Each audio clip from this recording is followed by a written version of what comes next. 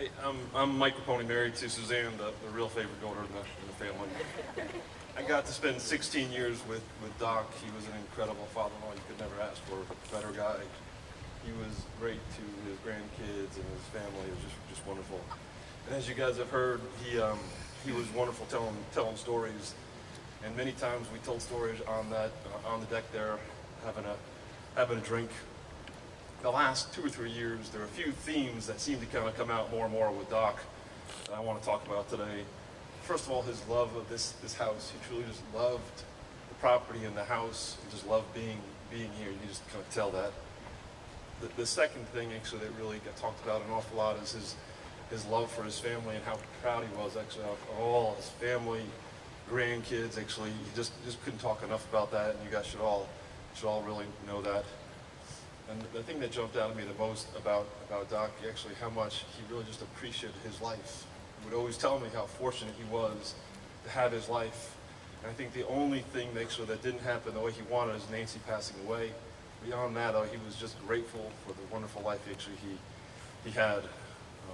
Thursday, Thanksgiving ago, we all were out there having our traditional start a fire, have some drinks. We had a few drinks, some cigars. Spent a few hours together, and it was wonderful. We will miss those times. We're grateful for our time with him, and we love you.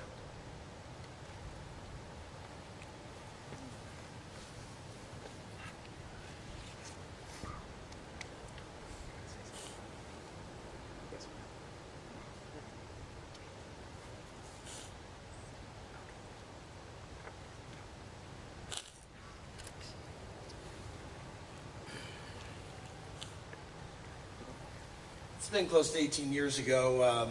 I met Jill, definitely from a different side of the tracks, I guess, to speak. Adopted at birth. Pretty amazing. Thought, adopted once, but now twice.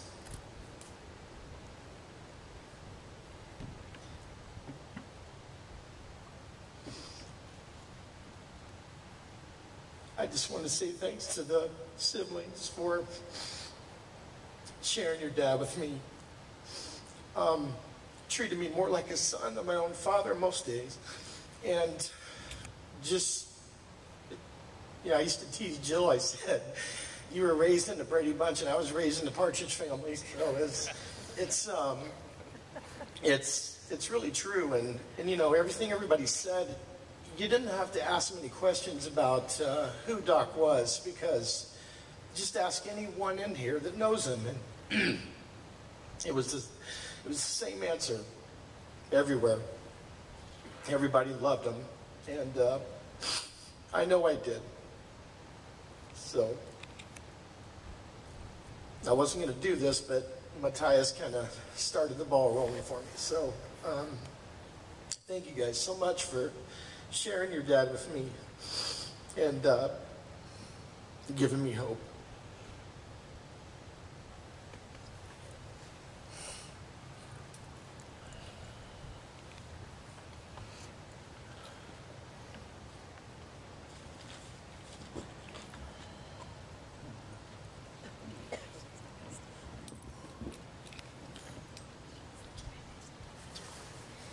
This is a poem that I wrote about Poppy. I know I will never forget, never not cry about the loved one who died, who treated us with great care, and who made life a wondrous fair. The man I loved to the moon and back, and the fact that no one could change that. The man I tell about you all know, Poppy the Great, who gave his all but had to go. But in heaven he shall see that we all live here so happily. He was such a wise guy who liked all kinds of mouth-watering pies. But he decided to be free, so we let him go into the open sea. Thank you.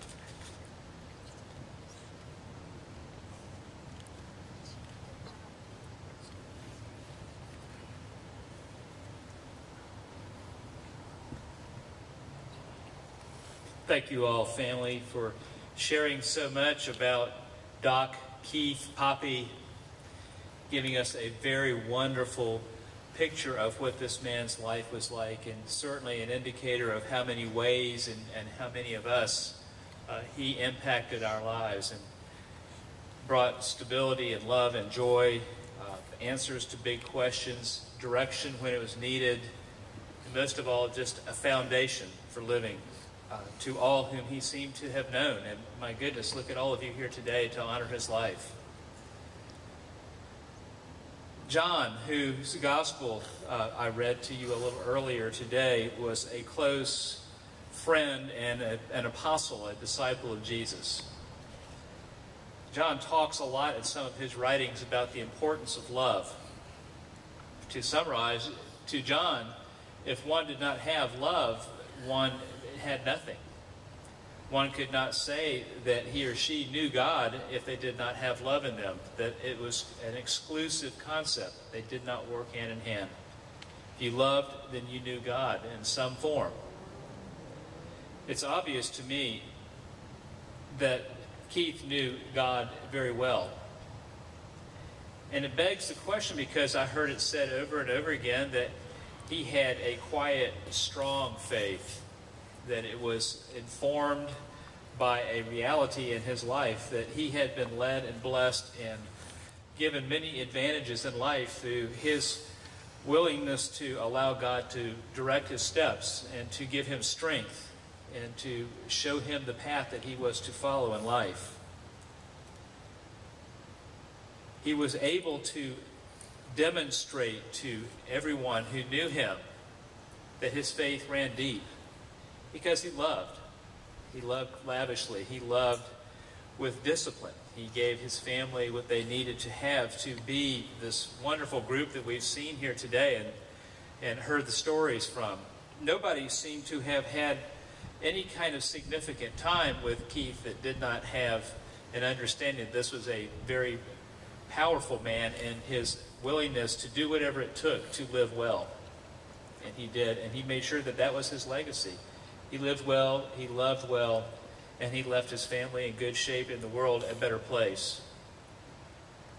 That's a nice legacy, isn't it? You know, at the end of our lives, and 85 years is a long time, at the end of our lives, there are many ways that people can know us, aren't there? But our reputation is one thing that is honest and true, and it's the one thing that people will remember as the years go by. Obviously, to me, his reputation was very, very wonderful, and that he has a lot to be proud of in that, and his legacy of family as it moves from generation to generation is going to echo that and mirror that, because he did everything he could to make sure they understood the important things in life. To love, to provide for your loved ones, to have a faith in God that even though it doesn't have to be demonstrative and loud and splashy, is real and deep. In all my study of Scripture, I've never found anywhere in there where it says you have to have a loud faith. I've never found anywhere in Scripture where it says that you have to be able to go about life showing that you are a religious person, that you have a saving knowledge of Jesus Christ. It does say, however, that your life should reflect that. And I believe that Keith's life did reflect that. I don't think anybody can do the things that this man did if they did not have that sort of faith. And so we chose intentionally scriptures that reflect the kind of things that a person of faith hopes for. You know, it was obvious to me that he was a very reflective man if he had his favorite chair and his favorite place in his reading room, and he read and entertained concepts from various authors and spent a lot of time processing a lot of information as a medical doctor. He also was obviously a deep thinker. And he came to a lot of decisions, and one certainly would be that he must have a relationship with God. He must have Christ in his life, and he must be able to be strengthened by this faith to live and to love in so many ways. A person does not stop on the side of the road to help somebody if they don't have deep and profound love in them.